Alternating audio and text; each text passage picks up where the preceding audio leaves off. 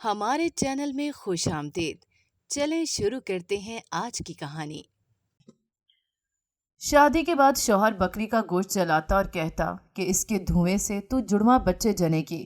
اب میرا پیٹ دن بدن بڑھتا جا رہا تھا اور میں خوش تھی کہ میرے پیٹ میں جڑواں بچے ہیں، پر جب بھی الٹرا ساؤنڈ کرنے کا کہتی شوہر ڈانٹ دیتا۔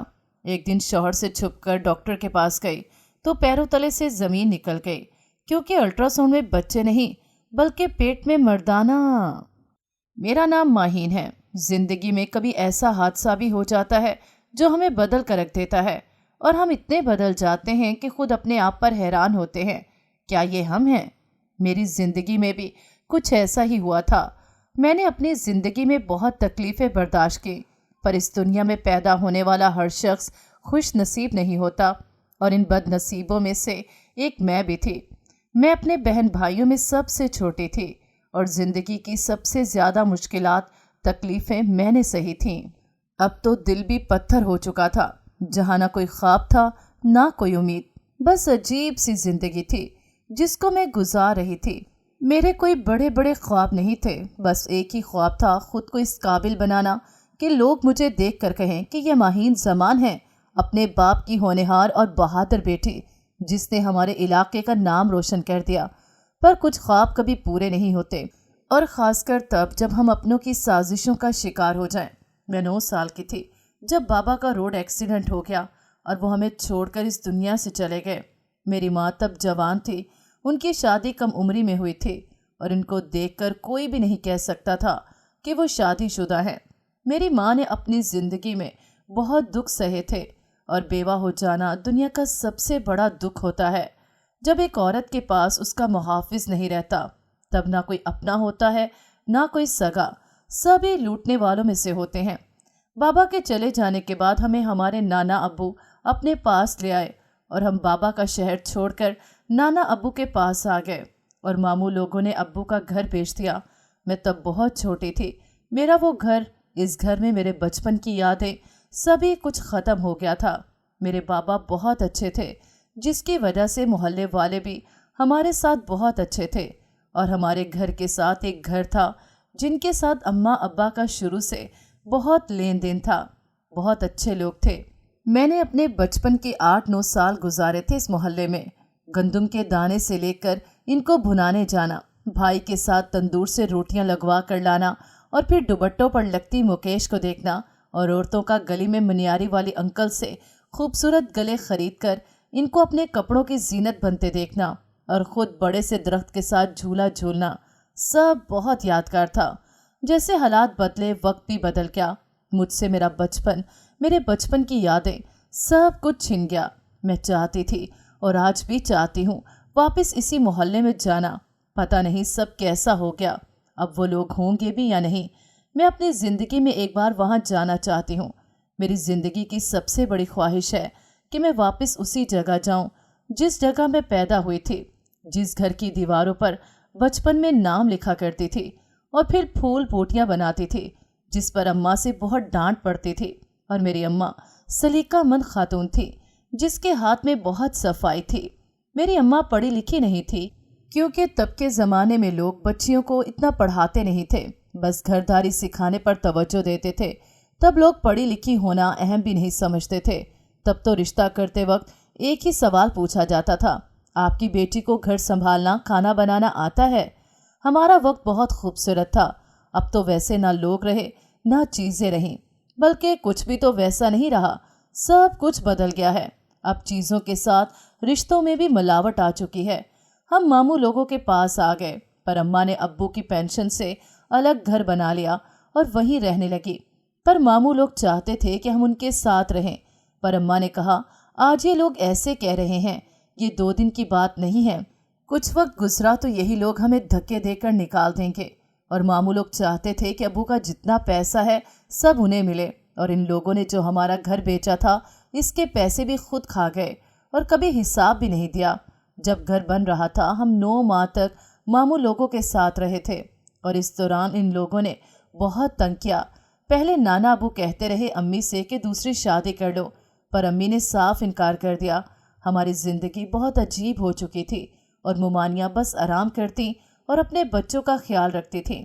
ہم تب بہت چھوٹے تھے، ہمیں اپنی ماں کی بہت ضرورت تھی، پر امی ہر وقت کسی نہ کسی کام میں مصروف رہتیں اور چپ چاپ سب کچھ سہتی رہتیں۔ میری ماں کا کسی نے بھی ساتھ نہیں دیا تھا، وہ خود ہی وقت سے حالات سے لڑتی رہتی، اور ایک عورت کو جب سہارا نہیں ملتا تو وہ خود اپنے آپ کو مضبوط بنا لیتی ہے، اپنے تو بس زخم دیتے ہیں، مرہم کوئی نہیں رکھتا۔ نانا ابو شروع سے زیادہ تر گھر سے باہر رہتے تھے اور ممانیوں کو موقع مل جاتا تھا ہم پر ظلم کرنے اور مارنے کا۔ ممانی جان بوجھ کر ہمیں مارتی تھی اور گھر کا کام کرواتی تھی، کسی کو بھی ہم پر ترس نہیں آتا تھا۔ پر میں نے ایک بات جان لی تھی، جب باپ مر جائے تو خوشیاں، خواب، خواہشات سب کچھ ختم ہو جاتا ہے اور اپنے بھی دشمن بن جاتے ہیں۔ اور جب ہمارا گھر بن گیا تب بھی میرے ننیال والوں کی کوشش تھی کہ ہم وہاں شفٹ نہ ہوں، اور امی سے بہت بحث کی، پر ہم کسی نہ کسی طرح الگ گھر میں شفٹ ہو گئے۔ اور میری ماں کی سب سے بڑی غلطی یہی تھی جو ان لوگوں کے درمیان آ گئی اور یہی ان کے پاس گھر بنا لیا کہ زمانہ خراب ہے، پر چلو میرے بھائی تو ہیں، پر جب وقت ہی برا چل رہا ہو تو کوئی کسی کا نہیں ہوتا۔ بھلا ایسے کہاں رشتے ہوتے ہیں جو سگا باپ بھی اپنے بیٹوں کے اشاروں پر ناچتا ہو، جس کو اپنی بیوہ بیٹی نظر نہ آتی ہو۔ ہمیں خود یہاں لا کر نانا ابو بھی بدل چکے تھے، بلکہ ان کو تو کوئی بھی کچھ نہیں جانتا تھا، وہ پھر بھی اپنے بیٹوں کو سپورٹ کرتے، اور ماموں لوگوں کی فطرت ہی ایسی تھی۔ شروع میں بھی امی سے بہانے سے پیسے مانگ لیتے تھے، اور اب بھی ایک بھاری رقم امی سے مانگی، جس پر انکار کر دیا، اور ان لوگوں کو لگا کہ اب ان کو کچھ نہیں ملنے والا، تو امی کو تنگ کرنے لگے، اور پھر اس حد تک گر گئے کہ سگی بہن کے خلاف باتیں کرنے لگے اور ہمیں پریشان کرنے لگے۔ امی دن رات روتی رہتی، ہمارے پاس کوئی بھی نہیں تھا، ہماری ماں ہمارا واحد سہارا تھی، پر یہ لوگ میری امی کو مارنے کا پلان بنانے لگے۔ ہم بھوک سے روتے تھے۔ جب ایک دن تیز بارش ہو رہی تھی اور گھر میں کھانے کو کچھ بھی نہیں تھا اور میرا بھائی بھوک سے رو رہا تھا، تب امی ہمسایوں کے گھر گئی اور روٹی کا پوچھا تو اس عورت نے ایک روٹی امی کو تھما دی کہ بس یہی پڑی ہے، اور امی نے وہ روٹی میرے بھائی کو دے دی۔ اور پھر اس کے بعد میری ماں دن رات کھیتوں میں محنت کرتی، جانور رکھے جن کا دودھ بیچ کر ہم گزارا کرتے، اور نانا ابو نے ہمارے گھر آنا چھوڑ دیا تھا۔ ہمارے زمانے میں بہت تیز آندیاں آیا کرتی تھیں، طوفان، بارشیں بہت ہوا کرتی تھیں، اور میری ماں ہمیں اپنی گود میں لے کر بیٹھی رہتی تھی، اور ہم ڈر کر سوتے نہیں تھے۔ گرمیوں کے دنوں میں بھی ہم کمرے کے اندر سوتے تھے۔ ماموں لوگوں نے اپنے ہو کر ہمیں بہت اذیت دی، جس کو میں کبھی بھول نہیں سکتی۔ اور جب ہم دوسرے گاؤں پیدل اسکول جاتے تھے، جس کا کافی لمبا سفر بن جاتا تھا، اور ہمارے ماموں اپنے اپنے بچوں کو لے کر ہمارے پاس سے ایسے گزر جاتے جیسے ہمیں جانتے ہی نہ ہوں۔ وقت گزر رہا تھا، پر ہمارے لیے وقت رک چکا تھا۔ کبھی کھانے کو نہ کچھ ہوتا، کبھی پہننے کو کپڑے نہ ہوتے، اور پھر عید پر ہم گھر سے باہر بھی نہیں نکلتے تھے کیونکہ ہمارے پاس نئے کپڑے نہیں ہوتے تھے۔ ہماری زندگی یوں ہی گزر رہی تھی اور ہم جوان ہو رہے تھے۔ کسی بھی طرح بڑی بہنوں کی شادیاں کر دی گئیں، وہ اپنے گھروں میں خوش تھیں۔ ہماری ماں نے ہمارے لیے اپنی پوری جوانی، اپنی پوری زندگی لگا دی تھی۔ اور انہی دنوں ابو کی کزن ہمارے گھر آئی۔ میں بہت خوش ہوئی تھی کہ ابو کے خاندان سے کوئی تو ہمارے گھر آیا تھا۔ دادا ابو کو تو کبھی دیکھا نہیں تھا۔ ابو 2 ہی بھائی تھے اور دونوں کبھی ایک دوسرے سے نہیں ملے تھے، کیونکہ میرے بابا خود سازشوں کا شکار ہو چکے تھے، اور جو کچھ میرے باپ کے ساتھ ہوا وہی کہانی میرے ساتھ بھی دہرائی جانے والی تھی، جس کا اندازہ مجھے بہت سال بعد ہوا تھا۔ آنٹی گھر آنے لگیں اور امی سے کہا کہ وہ آپ کے بیٹے کو اپنی چھوٹی بیٹی دیں گی، اور ان کی بڑی بیٹی کی شادی تھی، اور یہ پہلی شادی تھی جس پر ہم سب چلے گئے اور خوش بھی بہت تھے۔ پر پتہ نہیں کیوں وہاں جا کر بھی مجھے رونا کیوں آ رہا تھا، عجیب طبیعت ہو رہی تھی۔ میرے ننیال والوں کو ہمارا شادی پر جانا بہت برا لگا، اور جب ہم شادی سے واپس آئے تو گھر میں ایک ہنگامہ شروع ہو چکا تھا۔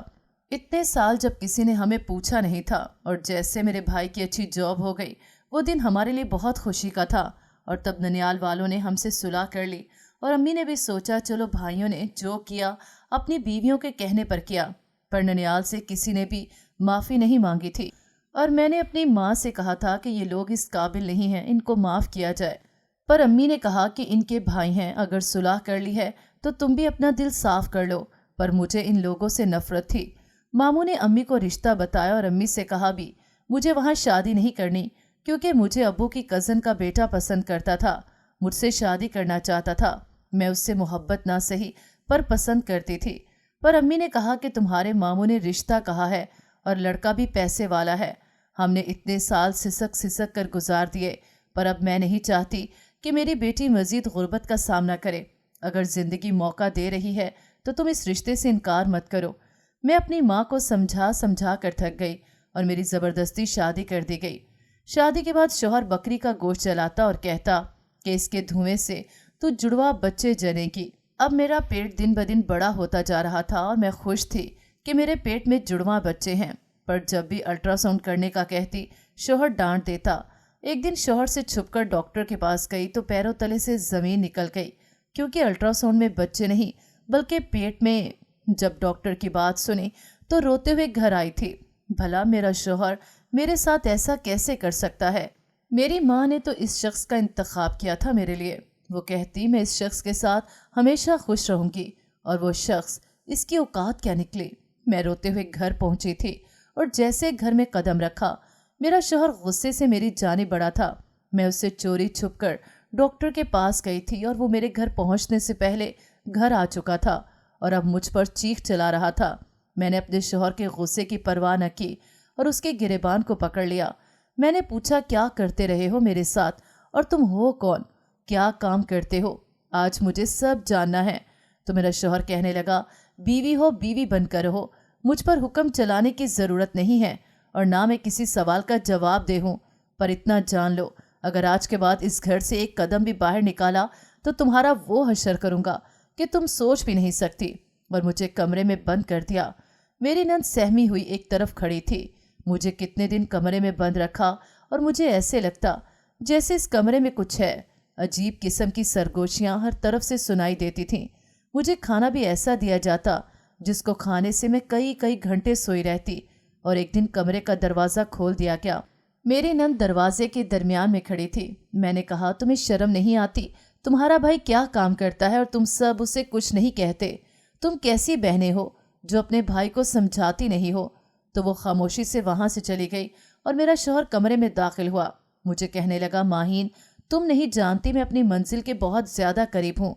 बहुत जल्द मैं एक ऐसा आमिल जादूगर बन जाऊँगा जिसके पास इतनी ताकत होगी कि वो किसी को भी एक नज़र देखने से अपने सहर में कर सकता है। तुम मेरे बहुत काम आई हो। मैंने अपने शौहर से कहा मुझे घिन आती है तुम्हारे जैसे शख्स से जिसने अपनी बीवी को जिन्नात के हवाले किया। जब मुझे डॉक्टर ने बताया कि मेरे पेट में कुछ नहीं बल्कि मेरे जिस्म में किसी और का वजूद भी है, वो भी किसी मर्द का, और उसके बाद पता चला कि आपने तो मुझ पर एक बूढ़ा जिन आशिक कर दिया है जो मुझे किसी भी सूरत नहीं छोड़ेगा, जो मुझे अपनी बीवी समझता है, मुझे इस्तेमाल करता है। आपने मेरी ज़िंदगी बर्बाद की अपने मुफाद की खातिर, पर याद रखना मैं तुम्हें ज़िंदा नहीं छोड़ूंगी। तुम जैसे घटिया शख्स ने न जाने कितनी लड़कियों की ज़िंदगी को बर्बाद कर दिया है। तो मेरा शौहर हंसने लगा, कहने लगा तुम तो सांस भी अपनी मर्जी से नहीं ले सकती, पर याद रखना अब कोई गलती की या मेरे मौकलों को नाराज़ करने की कोशिश की तो मैं तुम्हारा वो हशर करूँगा कि दुनिया भी तुम्हें नहीं पहचानेगी।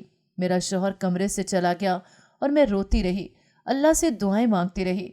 मैं जैसे वज़ू करके जाए नमाज पर बैठी तो मुझे इतना शदीद दर्द हुआ कि मैं ज़मीन से उठ नहीं सकी थी।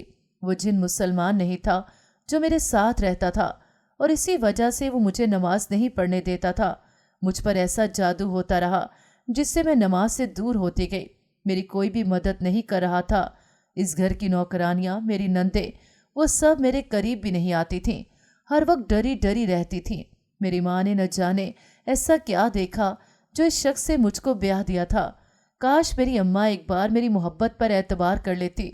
मुझे बजाय पैसे वाले शख्स के साथ ब्याहने के इस गरीब शख्स के साथ ब्याह देती जो मुझसे मोहब्बत करता था, जो मेरी इज्जत करता था।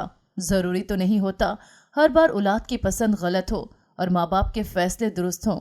कभी कभी किस्मत कोई और फैसला भी तो सुना सकती है, पर अब क्या हो सकता है। अब तो बहुत देर हो चुकी थी। अब हर गुजरते दिन के साथ मेरी हालत ख़राब होती जा रही थी। जब एक दिन सो कर उठी तो देखा मेरे इर्द गिर्द अजीब किस्म का रंग पड़ा है और अगर बत्तियां कब की बुझ चुकी थीं। यकीनन मेरे शौहर ने रात फिर किसी जिन को हाजिर किया था। मैं उठना चाह रही थी पर उठ नहीं पा रही थी। कमरे से बदबू भी आ रही थी और मुझे ऐसे लग रहा था जैसे मेरा सांस बंद हो जाएगा। मैं हर वक्त दिल में अपने रब को याद करती और उसी की ज़ात है जो मुझे बचा सकता है, जो मेरी मदद कर सकता है। एक रात शौहर कमरे में आया। उसके पास बकरी की सिरी थी और उसको लाकर मेरे पास रख दिया। मैंने कहा, आखिर आप मुझे छोड़ क्यों नहीं देते, क्यों मेरी जिंदगी को बर्बाद कर रहे हैं? तो मेरे शौहर ने कहा, फिक्र मत करो, तुम कोई पहली औरत नहीं हो। मैंने कहा, क्या मतलब है इस बात का? तो कहने लगा, चुप करके बैठो। और वो बकरे की सिरी के आसपास किसी चीज़ की राख को डालने लगा और मोमबत्तियाँ जलाने लगा। फिर उसने मेरा हाथ पकड़कर इस पर कट लगा दिया जिससे खून बहने लगा। मैं दर्द से रोने लगी थी और इसी दौरान शौहर ने दूसरा कट लगाया और मैं तकलीफ से तड़प उठी थी। मेरा खून तेज़ी से बह रहा था। मैं अपने शौहर को धक्का देकर उठने लगी तो उसने मुझे ज़ोरदार थप्पड़ मारा। उसकी आंखें सुर्ख हो रही थीं। वो कुछ पढ़ रहा था पर मुझसे मुखातिब नहीं था। और तभी वो मेरी गर्दन की तरफ बढ़ा। शायद आज मेरा आखिरी दिन था, पर जैसे वो उठने लगा किसी ने उसके सर पर भारी चीज़ मारी जिससे वो बेहोश हो चुका था और पूरे कमरे में चीज़ें टूटने लगी थीं। और मुझे ऐसा लग रहा था जैसे मेरे सर पर किसी ने भारी पत्थर रख दिए हों। मेरी समझ जवाब देने लगी थी और तभी मेरी नंद, जिसने मेरे शौहर को ज़ख्मी कर दिया था, वो मुझे घसीटने लगी। कहने लगी, माहीन उठो, जल्दी करो, हमें यहाँ से निकलना है। पर मुझे कुछ भी सुनाई नहीं दे रहा था और पता नहीं कैसे उसने मुझे वहाँ से निकाला था। और जब मुझे होश आया तो मैं किसी क्लिनिक पर थी और मेरी नंद पास बैठी दीवार को ऐसे देख रही थी जैसे इस पे कुछ लिखा हो और मुझे देखते आगे बढ़ी। कहने लगी, शुक्र है तुम्हें होश आ गया। मुझे तो ऐसे लग रहा था जैसे तुम हमारे बीच नहीं रही। मेरी हालत भी कुछ ऐसी थी। आंखों के गिर्द हल्के पड़ चुके थे और चेहरा ऐसे पीला था जैसे किसी ने सारा खून निचोड़ लिया हो। मैं बिल्कुल कमज़ोर हो चुकी थी और तभी मैंने अपने पेट पर हाथ रखा था जो अब बिल्कुल नॉर्मल हालत में था और मैं हैरानगी से अपनी नंद की तरफ देखने लगी। मैंने कहा, क्या मेरी जान छूट गई है? मुझ पर से जादू का असर ख़त्म हो गया है? और तुमने ये सब क्यों किया? मेरे लिए अपने भाई को ज़ख्मी कर दिया। तो मेरी नंद ने कहा, अच्छा होगा अगर वो मर जाए। इस दरिंदे को मर जाना चाहिए। तुम नहीं जानती कितने सालों से मैं इस मौके की तलाश में थी और अब जब मौका मिला तो मैंने अपना वार कर दिया। मैंने अपनी नंद से पूछा, तुमने ये सब क्यों किया? तो वो मुझे देखकर मुस्कुराई और मुस्कुराहट में एक दर्द था, एक करब था। वो अपने हाथों को देखने लगी। कहने लगी, मैं तुम्हारी नंद नहीं हूँ और इस घर में मौजूद कोई भी एक दूसरे की कुछ नहीं लगती। और जिसको पागल बना कर रखा है वो भी तुम्हारी नंद नहीं है और मैं तुम्हारी सोतन हूँ। तुम नहीं जानती इस शख्स की खातिर मैंने क्या कुछ खो दिया। मुझे मोहब्बत के जाल में फंसा कर इस शख्स ने धोखा दिया था। मैं अपने घर की इकलौती बेटी थी। मेरी माँ ने बहुत मनतो मुरादों के बाद मुझे पाया, पर कौन जानता था मैं इस ख़ानदान की इज्जत को रुस्वा कर दूंगी। सब मुझसे बहुत मोहब्बत करते थे, मेरा बहुत ख्याल रखते थे। जैसे बड़ी हुई तो मुझ पर मोहब्बत का भूत सवार हो गया और मैं अपने माँ बाप की 25 साल की मोहब्बत को ठुकरा कर 25 दिन पहले वाले शख्स की मोहब्बत में इतनी गिरफ्तार हो गई कि उसके लिए सब कुछ करने को तैयार हो गई। इस शख्स ने हमारे घर रिश्ता भेजा। अब्बा ने कहा, हमने अपनी बेटी का रिश्ता ख़ानदान में तय कर रखा है, पर मुझे इस लड़के फैसल से शादी करनी थी। मैंने अब्बा अम्मा को मनाने की बहुत कोशिश की, इनको बताया भी कि मैं फैसल के बगैर नहीं रह सकती, पर वो लोग नहीं माने और फैसल ने कहा वो सब कुछ संभालेगा, तुम्हारे घर वाले खुद मुझे चंद दिनों में रिश्ता देंगे। पर अब्बा ने मेरा निकाह करने का पक्का इरादा कर लिया। अब्बा ने कहा, मुझे अपनी बेटी से डर लगने लगा है। मुझे ऐसे लग रहा है जैसे कि मेरा मान मेरी इज्जत को खाक में मिला देगी।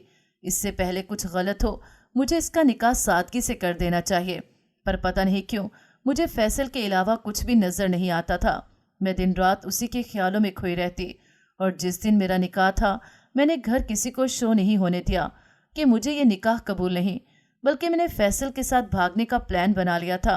इसलिए बहाने से पॉलर तैयार होने गई और एक दोस्त की मदद से उसका अबाया पहनकर हमेशा के लिए वो मोहल्ला वो घर छोड़ दिया। वहाँ से निकलते वक्त एक बार भी नहीं सोचा कि मेरे ऐसे घर से भागने पर मेरे माँ बाप पर क्या बीतेगी। लोग तो उनको जीने भी नहीं देंगे। पर तब मुझ पर बस मोहब्बत का भूत सवार था। पर कहाँ जानती थी जो लड़कियाँ माँ बाप की इज्जत को दांव पर लगाकर मोहब्बत के पीछे भागती हैं चोरी छुपे फ़ोन पर बात करती हैं। वो लड़कियां अच्छी नहीं होती और ऐसी लड़कियां खुद अपने हाथों से अपने नसीब को बर्बाद कर लेती हैं। मैं भी एक अच्छी लड़की नहीं थी जिसने इतने सालों की अपने माँ बाप की मोहब्बत को नहीं देखा, बल्कि एक सैराब के पीछे भाग निकली। हमने शादी कर ली थी और जब से शादी हुई तो मुझे ऐसे लगता जैसे कोई और भी मेरे साथ है। मुझे उसका साया हर वक्त महसूस होता। मुझे अभी तक नहीं पता था कि मेरा शौहर कौन है, क्या काम करता है। एक दिन रात को मुझे बाहर किसी चीज़ की आवाज़ सुनाई थी। ऐसा लग रहा था जैसे कोई सीढ़ियाँ उतर चढ़ रहा है, पर जैसे मैंने बाहर जाकर देखा तो कोई भी नहीं था। पर जैसे सीढ़ियों के ऊपर नज़र पड़ी तो कोई लड़की अपने बाल खोले कच्ची मुर्गी को खा रही थी और ये देखते मेरी आवाज़ भी नहीं निकली थी। मैं बेहोश हो चुकी थी। जब होश आया तो मैं अपने बिस्तर पर थी। मेरा सर भारी हो रहा था। मेरा शौहर सामने बैठा नाश्ता कर रहा था। मैंने पूछा, फैसल, मुझे तुम उठाकर कमरे में लाए हो? तो कहने लगा, कहाँ से उठाना था? मैं तो रात जब आया तो तुम अपने कमरे में थी और मुझे बहुत हैरत हुई, भला ये कैसे हो सकता है। मैंने सब कुछ अपने शौहर को बताया। उसे मेरी बात पर यकीन नहीं आया, उल्टा मुझे ज़हनी मरीज़ा कह दिया। घर में किसी नौकरानी से कुछ कहती तो चुप हो जाती। मेरे शौहर ने बताया ये कभी बोल नहीं सकती क्योंकि ये गूंगी है, और मैं तब भी हैरान हुई थी, क्या सबकी सब गूंगी हैं? ये कैसे हो सकता है? दिन ऐसे गुजरते गए। जब पता चला कि मैं हामला हूँ मुझे बहुत खुशी हुई थी, पर जब शौहर को पता चला तो बजाय खुश होने के मुझे बालों से पकड़ लिया। कहने लगा, तुम कभी माँ नहीं बन सकती। मैं तुम्हें इस घर में इसलिए नहीं लाया। पर पता नहीं क्या हुआ, मेरे शौहर ने कैसे भी करके मेरे बच्चे को ख़त्म करवा दिया।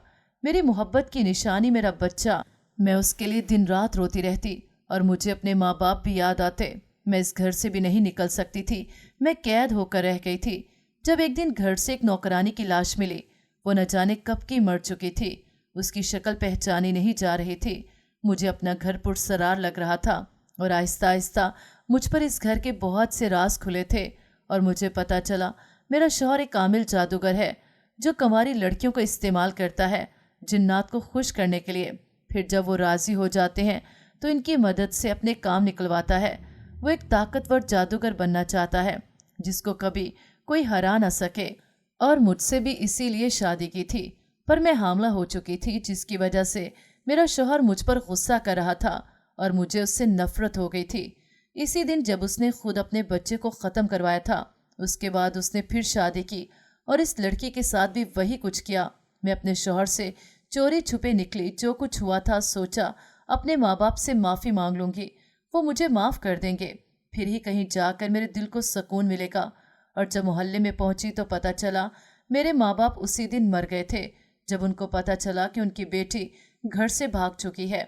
मैं बहुत रोई, तड़पी और मेरी खाला ने कहा, अब हमारा तमाशा मत बनाओ, यहाँ से दफ़ा हो जाओ। तुम कभी सुखी नहीं रह सकती। तुम्हारी वजह से मेरी बहन की जान गई है। याद रखना, तुम्हें कभी माफ़ी नहीं मिलेगी। मैं रोते हुए वहाँ से सीधा अपने माँ बाप की कब्रों पर पहुँची। उनसे बातें करती रही, माफ़िया मांगती रही। मैं बहुत बदनसीब थी जिसने खुद अपने हाथों से अपने माँ बाप की जान ले ली थी। काश मैं घर से न भागती तो कभी मेरे माँ बाप इस दुनिया से न जाते। और इस दिन मैंने फैसला कर लिया, जिसकी वजह से सब कुछ हुआ, मैं उसको ज़िंदा नहीं छोड़ूंगी। और जब घर पहुंची तो वो तुमसे शादी करके तुम्हें घर ले आया था और फिर तुम पर अमल करने लगा। मैं बस मौके के इंतज़ार में थी ताकि इस पर हमला कर सकूं और उसको जान से मार सकूं। और जिस नंद को तुम पागल समझ रही हो वो इस शख्स की पहली बीवी थी जिसको ज़हनी मरीज़ा बना दिया गया। इसके साथ भी वही कुछ हुआ था जो तुम्हारे साथ हुआ था। हमारा शौहर कंवारी लड़कियों को प्यार के जाल में फंसाता है, फिर इनको इस्तेमाल करता है और फेंक देता है। कुछ जिंदा रह जाती हैं और कुछ मर जाती हैं, पर तुम खुश नसीब हो जो जिंदा बच चुकी हो। मेरी सौतन सब कुछ बताकर खड़ी हो चुकी थी। मैंने कहा कि आप कहाँ जा रही हैं? तो कहने लगी, कुछ देर में तुम्हारी माँ और भाई आते ही होंगे। इससे पहले कि हमारा शौहर हम तक पहुँचे, मुझे अपने शौहर को सुलाखों के पीछे पहुँचाना है। मैं चाहती हूँ वो मौत भी मांगे तो उसको मौत ना आए, वो रोए गिड़गड़ाए, पर इसको कभी माफ़ी ना मिल सके।